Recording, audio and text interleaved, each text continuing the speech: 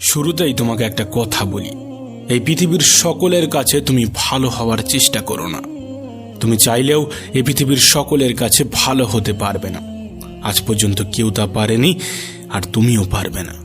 যদি সৎ হতে হয়, যদি ভালো হতেই হয়, তাহলে নিজের কাছে হও, নিজের পিতামাতার কাছে হও। কিছু কিছু জিনিস, কিছু কিছু আদর্শ মেনে চলা উচিত। তার মধ্যে একটি আদর্শ হলো বন্ধুদের সাথে কখনো বিশ্বাসঘাতকতা করবে না। শুধু তাই নয়, বিশ্বাসঘাতকের সাথেও কখনো বন্ধুত্ব করবে না। নিজের মধ্যে একটা জিনিস থাকা খুবই প্রয়োজন, খুবই জরুরি, আর তা হলো সৎ সাহস। যদি ভুলকে ভুল এবং ঠিককে ঠিক বলার সাহস তোমার মধ্যে না থাকে, তাহলে তোমার মধ্যে সৎ সাহস এবং ক্ষমতা কোনোটাই নেই। তোমার সাথে তোমার রবের সম্পর্ক সব থেকে বেশি গভীর হওয়া উচিত। এই পৃথিবীতে এমন একটা সম্পর্ক থাকা অত্যন্ত জরুরি, যার সাথে আমাদের মনের দুঃখ, কষ্ট, অভিযোগ সমস্ত কিছু নির্দ্বিধায় বলতে পারবো। আর সে সম্পর্ক অবশ্যই তোমার রবের সাথে তোমার গড়ে ওঠা প্রয়োজন। তোমার রবের সাথে এমন একটা সম্পর্ক গড়ে ওঠা অত্যন্ত জরুরি। মনে রেখো, এই পৃথিবীতে সব থেকে বেশি দ্রুত কাজ করে মানুষের প্রার্থনা। হ্যাঁ, মানুষের প্রার্থনা মুখে আসার আগেই তা সৃষ্টিকর্তার কাছে পৌঁছে যায়, মুখে আসার আগেই তা রবের কাছে পৌঁছে যায়। কখন বুঝবে, কিভাবে বুঝবে যে তুমি ঠিক রাস্তায় আছো নাকি ভুল রাস্তায় আছো? মনে রেখো, যখন মানুষ তোমাকে নকল করতে শুরু করবে, তখন বুঝে নিও তুমি জীবনের সফলতার দিকে এগোচ্ছ। তুমি সঠিক রাস্তায় আছো, তুমি ঠিক রাস্তায় আছো। এই পৃথিবীতে তুমি যতই ভালো হও না কেন, কারণ না কারোর গল্পের খারাপ চরিত্র তো তুমি হবেই হবে।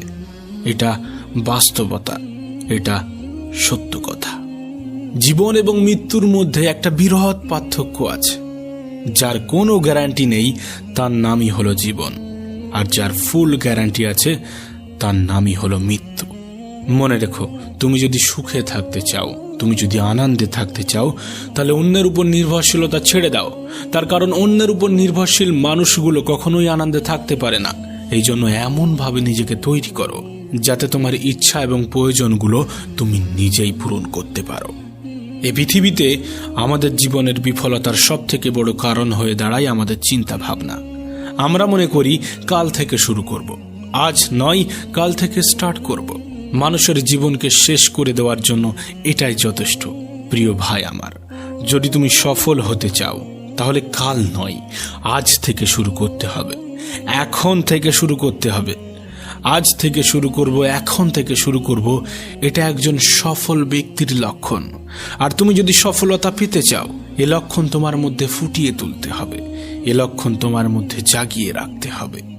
একটা বইয়ের কাভার পেজ দেখে যেমন বইয়ের ভিতরে কি আছে তা জাজ করা উচিত নয়, ঠিক তেমনি মানুষের চেহারা দেখে সেই মানুষটাকে জাজ করা উচিত নয়। তার কারণ মনে রেখো, চেহারার তুলনায় বড় মুখোশ এ পৃথিবীতে আর কিছু নেই। মনে রেখো, নিজেকে সুখে রাখার দায়িত্বটা নিজেকেই নিতে হবে। হ্যাঁ, সবার থেকে পরামর্শ নিও, কিন্তু সেটাই করো যেটা তোমার মন তোমাকে নির্দেশ দেয়, সেটাই করো যেটা তোমার মন তোমাকে পরামর্শ দেয়। এ পৃথিবীতে সফল ব্যক্তিরা কখনো ভাগ্যের উপর নির্ভর করেনি। তাই তুমি যদি সফল হতে চাও, তাহলে ভাগ্যের উপর নয়, পরিশ্রমের উপর নির্ভর করতে শুরু করো। সেদিন দূরে নয় যেদিন তুমি সফলতার স্বাদ গ্রহণ করবে। শোনো প্রিয় ভাই আমার, যদি তুমি সত্যিটাকে সত্যি এবং মিথ্যাটাকে মিথ্যা বলার সাহস রাখো, তাহলে তোমার বন্ধুর সংখ্যা একটু কম এবং শত্রুর সংখ্যা একটু বেশি হবে। এটাই স্বাভাবিক, এটাই বাস্তব, এটাই সত্য। মনে রেখো, কাউকে না চিনে তাকে বিশ্বাস করা এবং পরিশ্রম ছাড়া কোনো কিছুর আশা করা, উভয় ক্ষেত্রেই বিশ্বাস ভাঙার সম্ভাবনা প্রবল। তোমাকে আগেও বলেছি, এখনো বলছি, সকলের মন জয় করতে চেও না। অপরকে ইমপ্রেস করার কোনো প্রয়োজন নেই, বরং নিজেকে নিজে ইমপ্রুভমেন্ট করতে থাকো। মানুষ নিজে থেকেই ইমপ্রেস হয়ে যাবে। না, সময়টা এখনো ফুরিয়ে যায়নি, এখনো সময় আছে। আর এই সময়টা তোমার। তুমি চাইলে সময়টাকে সোনার মতো মূল্যবান বানাতে পারো, আবার তুমি চাইলে সম্পূর্ণ সময়টা ঘুমিয়ে কাটিয়ে দিতে পারো। এটা তোমার উপর নির্ভর করছে তুমি তোমার সময়কে কোথায় ইনভেস্ট করবে। অবশ্যই সময় তোমারও মূল্য দেবে যদি তুমি তার সঠিক ব্যবহার করো। কিছু কিছু অভ্যাস নিজের মধ্যে তৈরি করতে হবে, যেমন কোনো খারাপ কাজ করার চিন্তা হলে সেটা পরের জন্য পিছিয়ে দিতে হবে। আজ নয়, কাল হবে, পরশু হবে, পরে হবে, এমনভাবে সেটাকে এড়িয়ে যেতে হবে। আবার কোনো ভালো কিছু করার চিন্তা হলে সেটা তক্ষুনি সেই মুহূর্তেই করে ফেলতে হবে। মনে রেখো, তুমি তোমার জীবনকে কেমনভাবে চালিত করবে সেটা তোমার উপর নির্ভর করছে। তুমি তোমার জীবনকে কেমনভাবে পরিচালনা করবে সেটা তোমার উপর নির্ভর করছে। আর এসবগুলোর উপরেই নির্ভর করে তোমার জীবনের সফলতা। মনে রেখো, তোমার জীবনের রিমোট কন্ট্রোল কিন্তু তোমার হাতেই আছে। উপরওয়ালার হাতে আছে, কিন্তু সেটা তিনি তোমার হাতেই দিয়ে রেখেছে।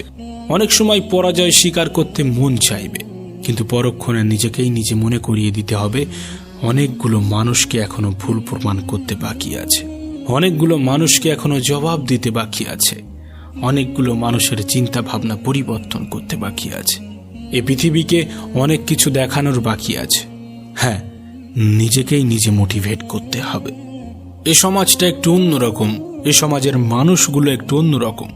সময়টা এমন হয়ে গিয়েছে, সমাজটা এমন হয়ে গিয়েছে যে একজন মানুষের সরলতা অন্যরা বোকামি বলে মনে করে।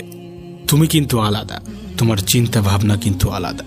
সেই সকল মানুষ যারা নেগেটিভ চিন্তা রাখে তাদের থেকে নিজেকে আলাদা রাখার চেষ্টা করতে হবে। এছাড়াও আরও দু একটা জিনিসের উপরে তোমার ধ্যান রাখতে হবে, যেমন অহংকার। অহংকার খুবই বাজে একটা জিনিস। মানুষের পতনের সব থেকে বড় কারণ হয়ে দাঁড়ায় এই অহংকার। মনে রেখো, নিজের বয়স এবং টাকার উপরে কখনো অহংকার দেখিও না, কারণ যা কিছু গোনা যায় সেটা একদিন শেষ হয়ে যাবে।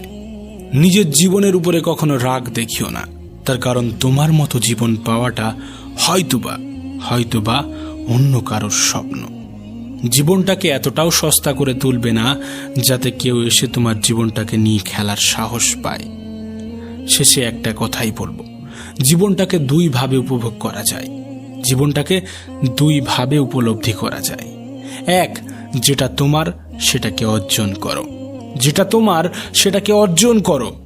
দুই, যেটা তোমার কাছে আছে সেটাকে পছন্দ করতে শুরু করো। এবং সর্বোপরি নিজের প্রতি বিশ্বাস রাখো। বিশ্বাস রাখো নিজের উপর, নিজের রবের।